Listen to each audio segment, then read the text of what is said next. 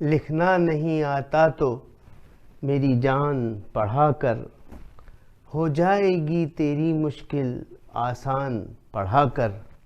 پڑھنے کے لیے گر تجھے کچھ نہ ملے تو، چہروں پہ لکھے درد کے عنوان پڑھا کر۔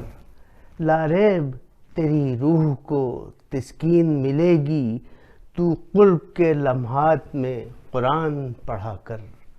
آ جائے گا تجھے اقبال جینے کا قرینہ، تو سرور کونین کے فرمان پڑھا کر۔ آج 9 نومبر کے دن شاعر مشرق حضرت علامہ سر محمد اقبال کے یوم ولادت کے موقع پر چینل جناح کا احسان اپنے تمام ناظرین اور پوری امت مسلمہ بالخصوص بر صغیر کے مسلمانوں کو تہہ دل سے مبارکباد پیش کرتا ہے۔ غلامی میں کام آتی ہیں نہ شمشیریں نہ تدبیریں، جو ہو ذوق یقین پیدا تو کٹ جاتی ہیں زنجیریں۔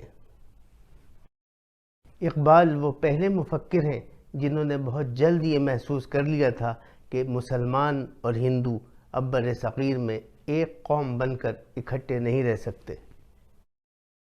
اسی لیے انہوں نے خطبہ الہ آباد میں مسلمانوں کے لیے ایک علیحدہ ریاست کے قیام کا مطالبہ کیا اور قائد اعظم کو اس بات پر قائل کیا کہ وہ ہندوستان آ کر مسلمانوں کی قیادت سنبھالیں اور مسلمانوں کو ایک علیحدہ آزاد مملکت حاصل کر کے دیں۔ علامہ اقبال نے اپنی شاعری کے ذریعے ہندوستان کے مسلمانوں میں ایک نئی روح پھونکی۔ ان کا شمار ان چند لوگوں میں ہوتا ہے جن پر دنیا بھر نے تحقیق کی اور ان کے کام کو بے حد سراہا۔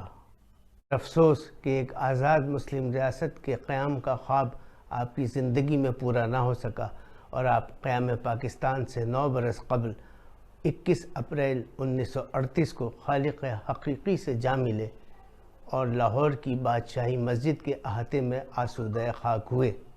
قوم میں بیداری شعور کے لیے ایک جگہ آپ فرماتے ہیں، اللہ سے کرے دور تو تعلیم بھی فتنہ، املاک بھی اولاد بھی جاگیر بھی فتنہ، ناحق کے لیے اٹھے تو شمشیر بھی فتنہ، شمشیر ہی کیا نعرہ تکبیر بھی فتنہ۔